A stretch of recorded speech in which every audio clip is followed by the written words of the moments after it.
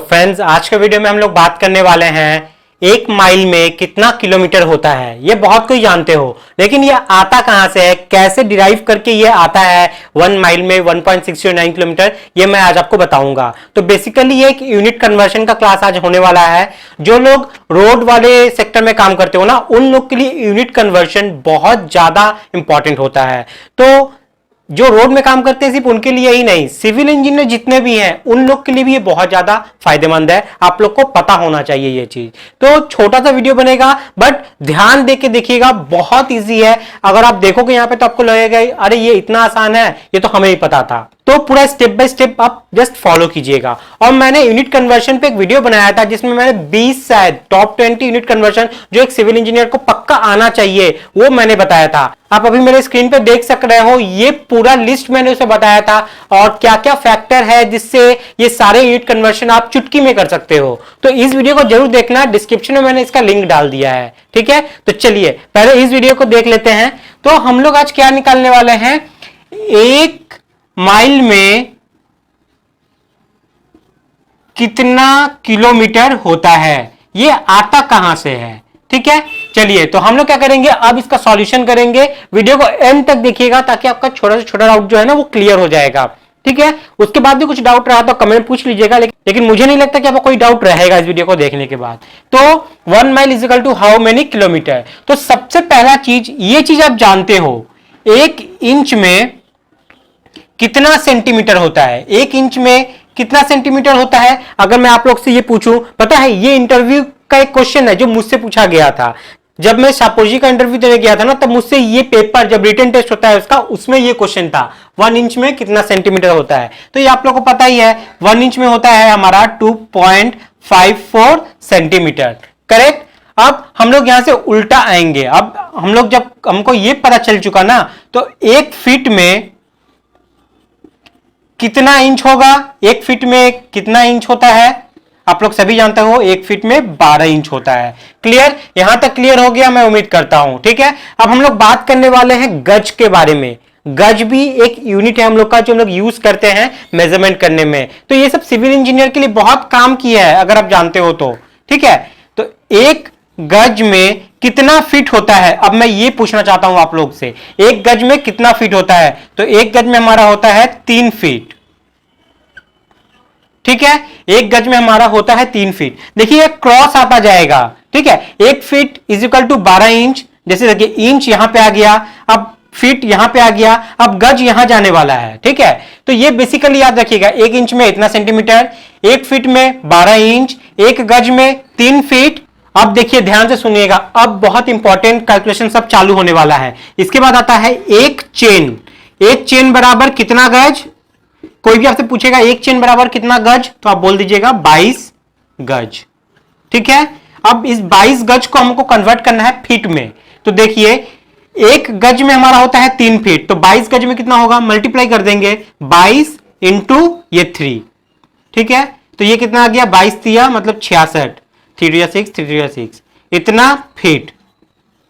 Clear हो गया, यहां तक आप लोग का सारा पूरा क्लियर है। तो यहां से हम लोग क्या बोल सकते हैं, एक चेन में हमारा 66 फीट होता है। ठीक है, एक चेन में 22 गज, 1 गज में 3 फीट, तो 22 गज में कितना फीट, 66 फीट। इसका मतलब क्या है, एक चेन में 66 फीट। अब हम लोग देखेंगे 1 फर्लॉन्ग में कितना चेन, 1 फर्लॉन्ग में, यह भी हमारा एक यूनिट है।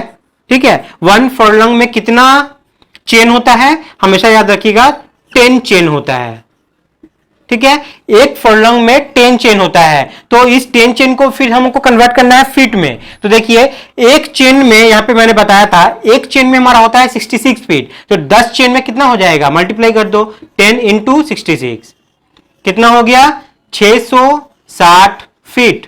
ठीक है, अल्टीमेटली हम लोग को फीट ही निकालना पड़ा लास्ट में।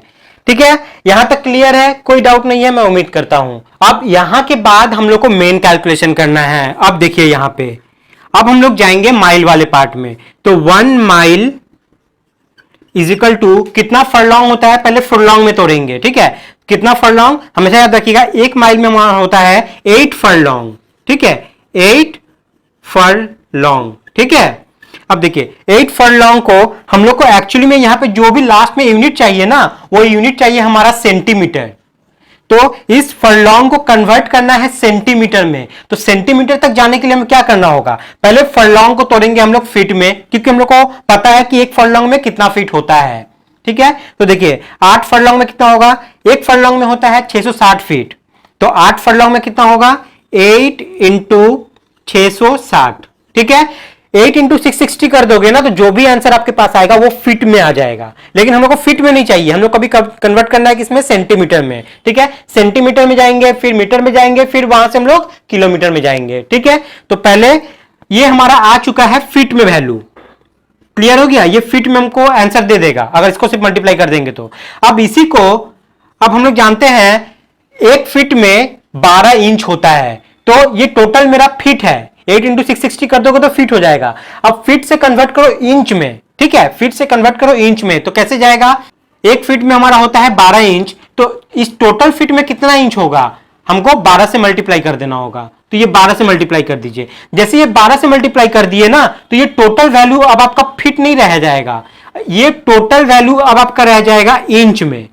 जैसे आप इसको मल्टीप्लाई करोगे, अब जो आंसर आपको मिलेगा वो इंच में मिलेगा, लेकिन हमको इंच में भी नहीं चाहिए भैया, हमको चाहिए किसमें, सेंटीमीटर में। तो देखिए यहाँ पे ये टोटल इंच हो चुका है, अब तो एक इंच में हमारा होता है 2.54 सेंटीमीटर, तो टोटल इतना इंच में कितना सेंटीमीटर होगा, मल्टीप्लाई बाई 2.54 कर दीजिए।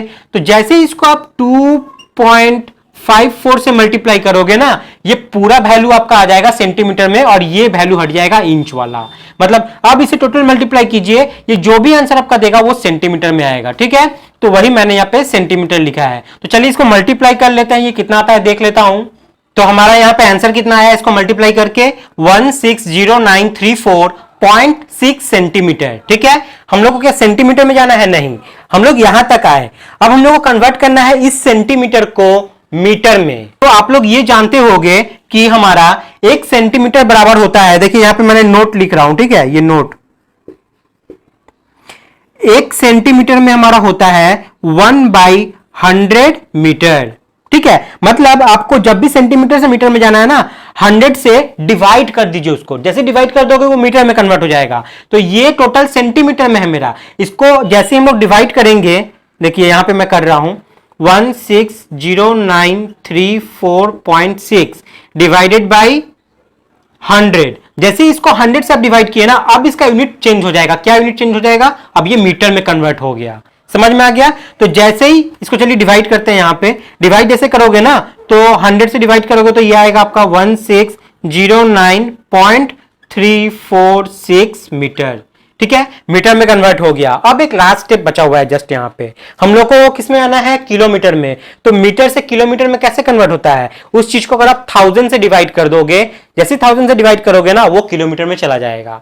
कोई भी मीटर में अगर है, मीटर से किलोमीटर में कैसे जाता है, 1000 से डिवाइड करके। ठीक है, तो चलिए इसको डिवाइड कर देते हैं। तो जैसे ही आप इसको आप डिवाइड करेंगे 1609.346 डिवाइडेड बाई 1000, तो 1000 से डिवाइड करते ही ये आपका बन जाएगा कितना, 1.609346, इतना किलोमीटर। ठीक है, तो मैं इसको 3 डिजिट तक लूंगा, तो पीछे का 346 जो है मैं ओमिट कर देता हूं। तो जैसे ही ओमिट कर देता हूं, तो ये मेरा एक्चुअल वैल्यू मिल गया, 1 माइल में हमारा 1.609 किलोमीटर होता है। आप कभी भी नेट पे देखोगे तो आपको डायरेक्ट ये वैल्यू मिलता है। तो ये आता कहां से है, कहां से ये कैलकुलेट होकर आता है, तो ये इतना बड़ा प्रोसेस है। ठीक है, मैं ये सारा क्यों बताया, देखिए अब उल्टा जाओगे ना यहां से तो आपको पता चलेगा। सबसे पहले हमको ये किलोमीटर निकालने के लिए मीटर चाहिए था, मीटर निकालने के लिए सेंटीमीटर चाहिए था, सेंटीमीटर निकालने के लिए आपको ये इंच, फीट, ये सारा चाहिए। उसके बाद ये फीट सारा ये सब निकालने के लिए चेन चाहिए, फरलॉन्ग चाहिए, गज चाहिए। जैसे जैसे करते करते आओगे ना, तब जाके आप किलोमीटर में आओगे यहाँ पे। तो फाइनल रिजल्ट हम लोग क्या मिला, 1 माइल बराबर कितना होता है, 1.609 किलोमीटर।